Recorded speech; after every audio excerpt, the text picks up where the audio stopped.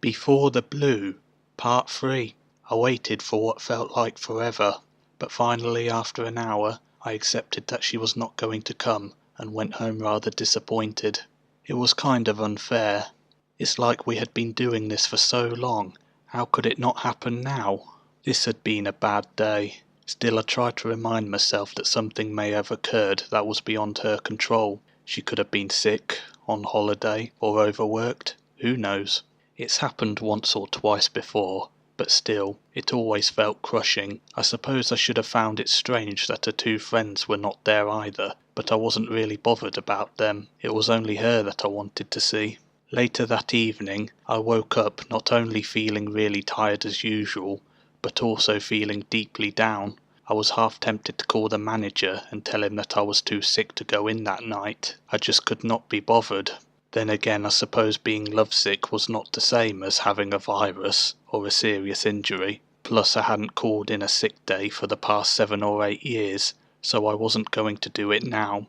So I tried to remind myself that today might have been an unfortunate fluke, and that she'll most likely be there again the next week. So I just went ahead and did what I usually do the next 2 nights. Went to work, kept my head down, and got on with the jobs, then went home to sleep again. Saturday night came around, which meant that it was my time off. I usually acquire the local paper to see if there was anything enjoyable to go down to. If not, then it would just be another weekend of reading books and re-watching films. Only when I read through this paper, I saw an article that a part of me wished it had not seen. It was a missing persons report. The person in the picture that had gone missing was only the mysterious young woman that I had been watching every week. I did a double take since I couldn't quite believe what I was seeing. Well, I finally learnt her name at least, in the worst possible way.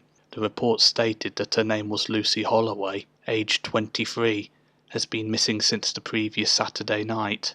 All her family and friends were worried. If anyone had any information, then they should call this number. For the next few moments I was in complete shock. It was a miracle that I was able to keep my thoughts together without losing my mind. After a while I picked up the phone and dialed the detective's number. I don't really know why I did it. I knew it wasn't going to be any use. I just felt like I had to do something. After the formal introduction was made, the officer on the other line asked, "How may I help you?" With a hesitant and shaky voice, I said, Hi. I just wanted to ask about Lucy Holloway." The officer asked, "Sir, do you have any information that can help us?" I replied hesitantly, "No, I was just wondering what her status was." I knew this had been a mistake.